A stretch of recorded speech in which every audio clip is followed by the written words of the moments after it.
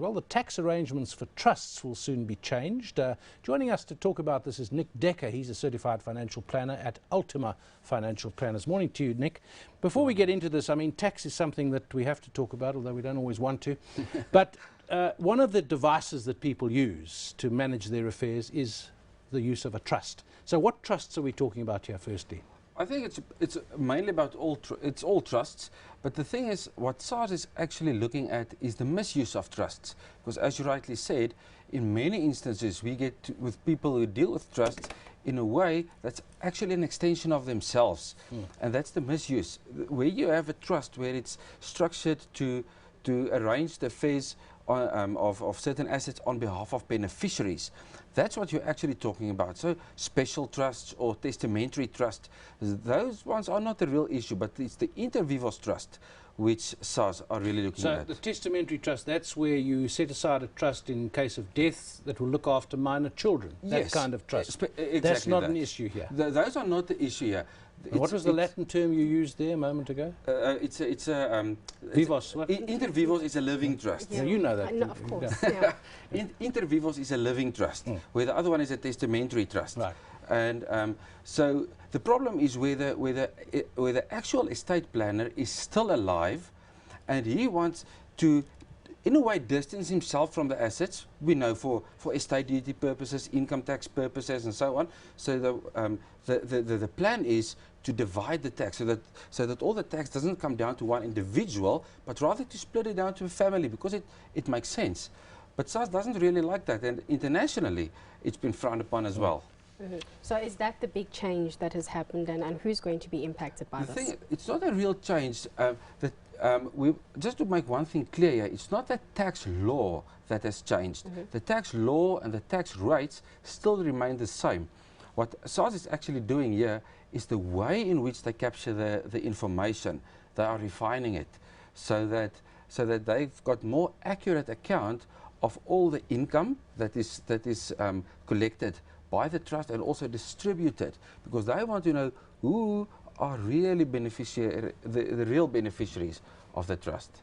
So in the end, it's about making sure that you pay what's owing, whether you've put money in this place or that place. That's correct. That's correct. How many people does this affect? And if people are involved in trust, what should they do now? I think it's not the. Let's first start off with who is affected. Yeah. The affected persons are, first of all, the trustees, because they are responsible people. They have a fiduciary duty to manage the affairs on behalf of the beneficiaries. So the owners come down to the trustees. But then it may be that a trustee may appoint a tax practitioner, for instance, to submit and to take account of the accounts and the auditing of the income and so of the trust. So when is this process effective from?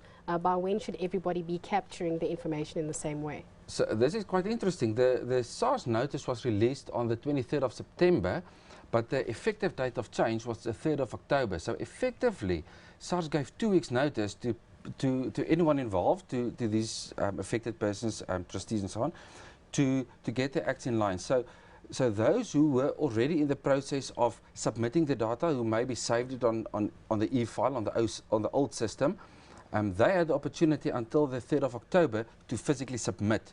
If they failed to submit and only saved the data on the SARS website, the information will still be there, but then they have to manually transfer to the new system. So they have to either print the physical document or keep it on 2 separate screens and read from the one screen and capture onto the new system. Sounds as if they might have thought a bit more carefully about how to do this. Exactly. Yeah. Generally, you deal with SARS. How are they? My encounters with them, you don't always like the fact that you have to pay a bit more in, but they have been very efficient in the way they deal with you. Yes, no, they definitely have. I know some of the administration. There are 2 systems here, I think. The one is where there's electronic systems that drives the calculations and so on. But once you get past that border, I think that portion is quite effective. But once you cross that bridge when you have to deal with persons, I think that's where the real difficulty comes in. We also deal with with estates, and sometimes I cannot tell you how frustrating it is to go sit in a SARS office to get in line. It really seems to me that there's no real system in place. What's the problem? Everything. Let's start with one. I had to go to SARS a few weeks ago. It was with the client's tax directive.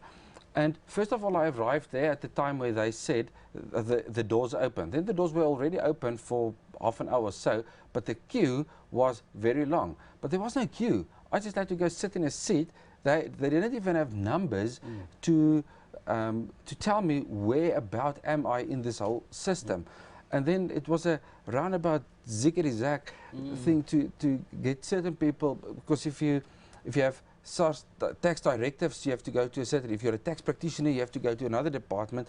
It was quite frustrating for me. Sounds unnecessarily inefficient. Absolutely. It was not a pleasure. Well, thanks to Nick Dekker. He is a certified financial planner at Ultima Financial Planners. If you're involved with a trust, you need to do your homework and find out what has changed in the taxation arrangement.